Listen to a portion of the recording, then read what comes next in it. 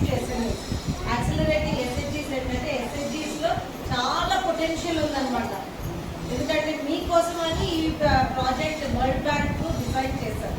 World bank ఎందుకు design చేశారంటే ఎస్హెచ్జీస్ ఏంటంటే చేసేది అప్పుడు మేము ఈఐసి కమిషనరేట్ ఆఫీస్లో కూడా కాసిన ఎస్హెచ్జీస్కి 30 లక్షల కోట్లు 30,000 కోట్లు మీకు లోన్స్గా ఇచ్చారు అని చెప్పారు.